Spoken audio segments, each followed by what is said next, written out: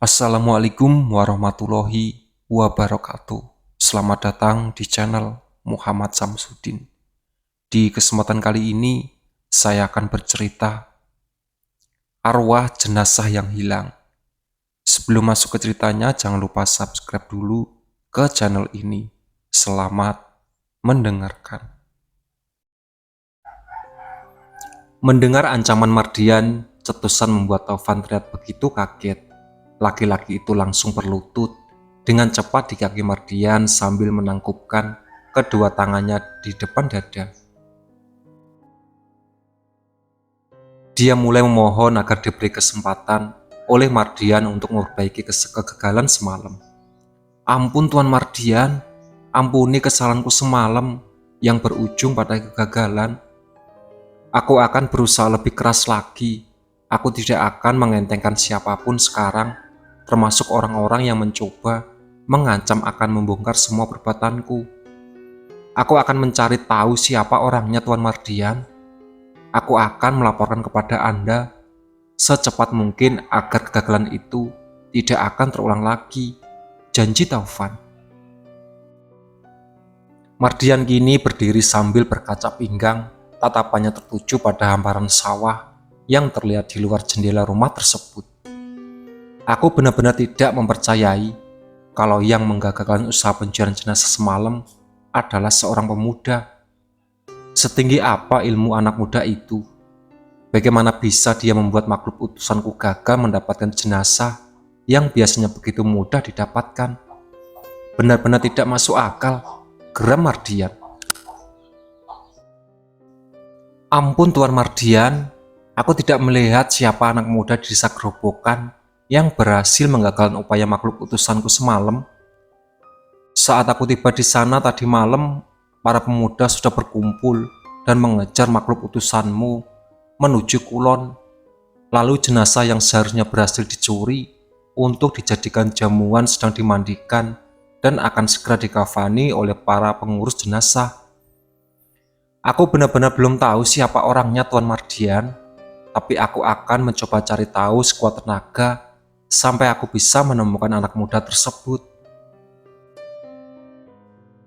Mendengar permohonan Taufan, Mardian pun mau tidak mau langsung mengabulkan permohonan itu.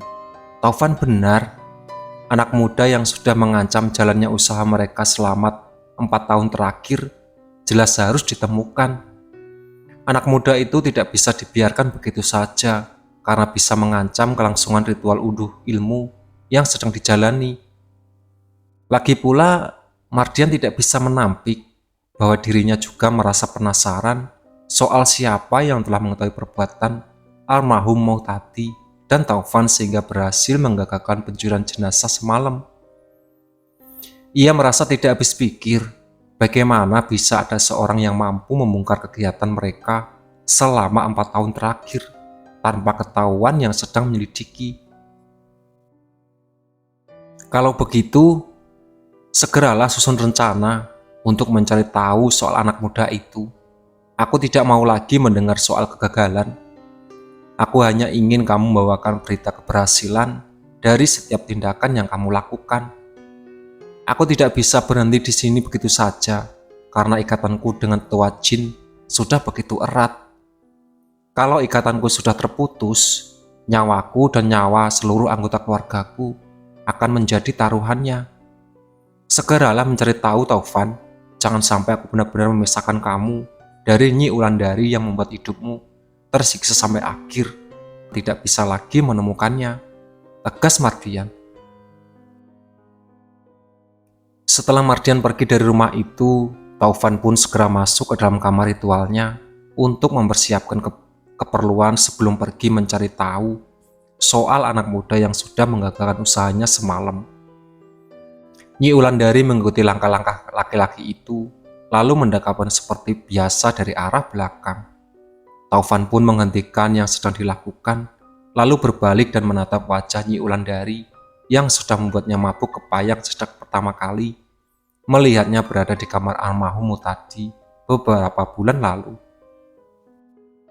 Rasa tertarik Taufan pada Nyi Wulandari membuat buta dan tega menyingkirkan bapaknya sendiri. Kini tidak ada satupun yang bisa menghalangi antara dirinya dan Nyi Wulandari. Nyi Wulandari adalah miliknya. Taufan tidak akan pernah sudi dipisahkan darinya. Tenang saja, akan kuatasi. Kamu akan selalu di sisiku. Kamu milikku. Tidak ada yang boleh mengubah hal itu dalam hidup kita, ujar Taufan. Nyi Wulandari pun menyandarkan kepalanya pada dada bidang Taufan. Iya, aku percaya sepenuhnya pada Kang Mas, lirihnya. Restoran yang Arumi kelola sangat ramai pada hari pembukaan pertama. Pengunjung yang datang begitu antusias dengan konsep prasmanan yang Arumi terapkan pada restorannya. Selain itu, rasa masakan Arumi buat alasan nomor satu bagi pengunjung untuk menikmati semua hidangan di restoran tersebut. Rumi, pesanan catering yang masuk hari ini ada 5. Para pemesan yang ingin semua catering pesanan datang on time ke alamat yang sudah diberikan, ujar Rifka. Oke, aku akan urus hal itu besok pagi sampai tuntas. Oh ya, bagaimana soal persediaan makan restoran hari ini, Rif? Apakah masih cukup? Tanya Arumi. Untuk 1,5 jam depan, insya Allah masih cukup. Kamu sudah memasak lebih untuk setiap menunya. Jadi kita tidak perlu merasa khawatir untuk persediaan hari ini, jawab Rifka. Aryo muncul tak lama kemudian. Pria itu memakai motor milik Ari yang tampaknya akan mulai sering-sering dia bawa ketika akan pergi ke restoran milik Arumi. Assalamualaikum, sapa Aryo. Waalaikumsalam Mas Aryo, jawab Arumi. Rifka kompak. Tumben jam segini Mas Aryo keluyuran, nggak jaga warung gitu? Tanya Arumi. Tadi sudah, sekarang giliran Ari yang jaga warung. Aku kesini mau ketemu Rifka, kangen, jawab Aryo. Arumi langsung angkat kaki secara kilat dari hadapan Aryo dan Rifka. Usai mendengar kata kangen yang terucap sangat jelas. Wajah Rifka kini sudah memerah dengan sempurna mendengar yang Aryo ucapkan secara terbuka di hadapan Arumi. Kedua insan itu kini saling menatap satu sama lain. Rifka menyodorkan kursi pada Aryo agar Aryo bisa duduk di samping meja kasir yang tengah ia jaga. Sudah makan siang, Mas? Tanya Rifka berbasa basi. Kalau enggak mau tanggapi soal rasa kangenku lebih dulu, Aryo balik bertanya. Iya, aku sudah dengar kalau Mas Aryo datang ke sini karena mau ketemu aku akibat merasa kangen. Mas Aryo kangen karena apa? Sejak kapan aku menjadi alasan Mas Aryo bisa keluyuran siang-siang dengan dalih kangen? Rifka benar-benar memutuskan membahas soal pendekatan yang Aryo lakukan terhadapnya tanpa basa-basi. Aryo terus menatap ke arah Rifka yang begitu dekat dengannya. Ia tidak ingin berhenti menatapnya meski hanya sebentar. Itu bukan dalih dan itu bukan alasan. Itu yang aku rasakan terhadap kamu. Sekarang pertanyaanku adalah, apakah kamu bisa mempercayai perasaanku terhadapmu? Apakah kamu mungkin saja merasa ragu dengan apa yang kuungkapkan saat ini? Apakah... Rumi tampaknya lupa memberitahu kalau aku... Mas Aryo juga terkadang bisa bawel, potong Rifka dengan cepat. Aryo kembali diam namun masih menatap lurus ke arah Rifka. Mana mungkin aku tidak percaya dengan perasaan Mas Aryo. Aku selalu membiarkan Mas Aryo ada di sampingku kapanpun yang Mas Aryo mau. Mana mungkin aku merasa ragu dengan Mas Aryo, ungkapan saat ini. Aku bahkan tidak merasa ragu saat Mas Aryo membawaku pergi kemarin siang tanpa ditemani oleh siapapun. Sekarang aku yang tanya pada Mas Aryo, apalagi yang Mas Aryo tunggu dariku untuk menentukan sebuah kepastian. Apakah harus ada sesuatu yang simbolis untuk menemukan kepastian itu? Tanya Rifka. Apakah aku boleh membawamu ke AUA hari ini juga, Rif? Atau aku harus meminta restu lebih dulu? Sudah tanya pada ibunya Mas Aryo sendiri. Pulanglah dan coba tanyakan, kira-kira Mas Aryo harus melakukan apa sebelum memutuskan akan menikahi seorang wanita? Saran Rifka. Taufan mulai berkeliling di desa dan menyapa semua warga seperti dulu lagi siang itu. Laki-laki itu tidak peduli jika harus berbasa-basi panjang lebar. Demi mencari-cari informasi tentang kejadian semalam, Ari yang sedang berjaga di warung melihat keberadaan Taufan ketika dirinya sedang mengatur makanan ringan di bagian depan. Taufan tampak sedang mencoba mengobrol dengan warga sekitar yang sedang menjemur gabah ataupun yang sedang membersihkan pekarangan. Ari mengeluarkan ponselnya di dalam saku, bergegas mencoba menghubungi Badrun, Samsul, Muklis, dan Junaidi. Ia tidak punya jalan lain selain meminta pendapat dari keempat pemuda itu untuk menghadapi Taufan yang mungkin saja sebentar lagi akan segera tiba di warungnya. Ia memutuskan membuat satu grup pada WhatsApp agar bisa mengumpulkan keempat pemuda itu tanpa harus kerepotan membuka satu persatu pada chat jika ada balasan. Assalamualaikum. Aku ingin mengabarkan pada kalian semua yang kumasukkan dalam grup ini bahwa saat ini Mas Taufan sedang mengobrol dengan warga sekitar rumahku. Gelagatnya cukup aneh, karena sudah lama sekali dia tidak pernah meluangkan waktu untuk mengobrol dengan warga desa kita. Coba beri aku masukan apa yang aku katakan jika seandainya Mas Taufan sampai di warung milik ibuku dan mulai bertanya-tanya tentang kejadian semalam. Di gudang beras, Badrun, Muklis, dan Samsul membaca pesan itu dari lokasi masing-masing. Junaidi juga membaca pesan dari Ari di halaman rumahnya, karena saat itu dirinya sedang menyajikan beberapa gelas kopi pesanan dari orang yang sedang mampir. Badrun, Waalaikumsalam Ri. Menurutmu ada indikasi kalau Mas Taufan sedang mencari tahu soal Rumi dan Rifka? Junaidi, Waalaikumsalam. Dia mengobrol dengan warga.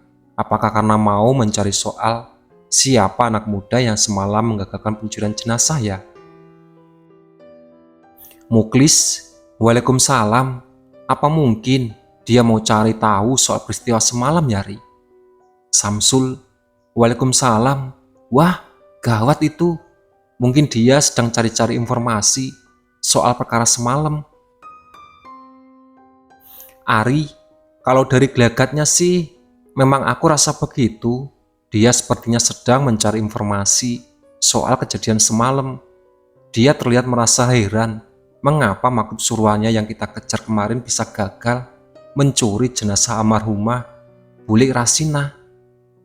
Badrun, mungkin ada ketekanan juga dari si pemilik tanah kosong yang sudah terkait dengan jin itu. Pastilah si pemilik tanah kosong itu juga ikut tidak terima karena jenazah almarhumah Bulik Bunarsih gagal dicuri. Karena dengan begitu, pasti perjamuan di rumah jin itu gagal total semalam.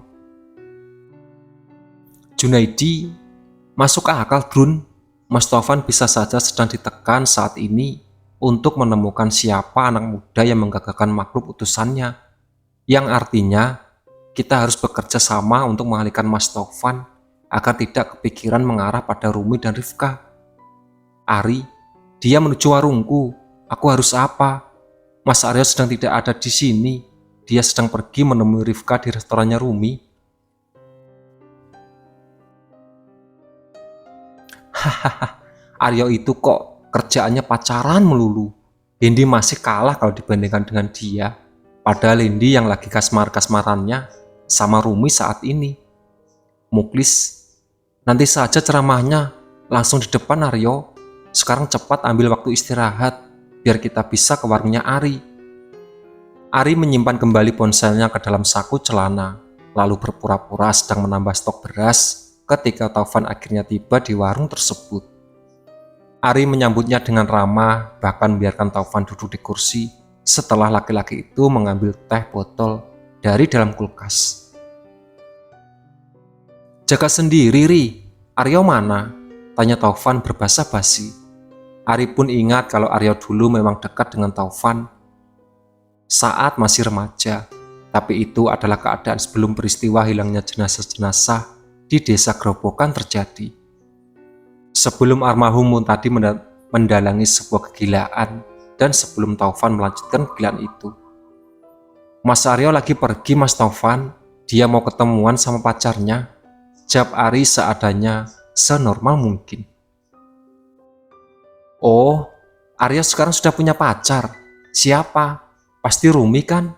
Dari dulu Aryo sudah suka sama Rumi, jadi aku yakin kalau sekarang rasa sukanya pasti terbalas, ujar Taufan. Ari pun tersenyum. Bukan mas, kalau Rumi itu pacarnya Hendy, mereka akan menikah tidak lama lagi. Pacarnya Mas Aryo beda, dia sahabatnya Rumi. Taufan terlihat kaget usai mendengar penjelasan dari Ari. Laki-laki itu tidak tampak menyangka kalau Aryo pada akhirnya tidak berakhir dengan Arumi, wanita yang sudah Aryo sukai sejak masih remaja. Oh begitu rupanya, Rumi justru pacaran dengan Hendy ya, daripada dengan Aryo. Cukup mengejutkan, ujar Taufan seraya mengesap teh botol yang masih dipegangnya. Mengejutkan nenek moyangmu, aku justru yang harus bilang begitu, karena kamu adalah salah satu pengikut jin yang rumahnya ada di tanah kosong sana, umpat Ari dalam hati. Badrun, Muklis, dan Samsul muncul tak lama kemudian. Junadi juga ikut muncul sambil membawa motornya dari arah yang berbeda. Mas Taufan, sudah lama duduk di sini mas, sapa Samsul persis seperti rencana keempat pemuda itu. Enggak kok, baru saja aku duduk di sini setelah ngobrol dengan Mbak Ajil dan Mbah Waluyo. Kalian sedang istirahat kerja? Taufan balik bertanya. Iya mas, baru saja kami bisa beristirahat setelah tadi banyak kerjaan beras yang harus diusungi ke gudang, jawab Muklis. Kami kesini karena mau menghindari topik pembicaraan soal peristiwa malam. Semalam itu adalah waktu paling menegangkan yang pernah kami alami. Sebelum-sebelumnya kami mana berani mengejar makhluk yang mau mencuri jenazah itu. Bahkan keluar rumah saat malam pun kami merasa takut, ungkap Badrun. Lalu, apa yang mendadak membuat kalian berani mengejar makhluk itu semalam? Siapa yang memimpin kalian untuk melakukan pengejaran? Taufan sangat ingin tahu. Muklis, Badrun, Samsul dan Junaidi kini saling menatap satu sama lain, bertingkah seakan sedang kebingungan.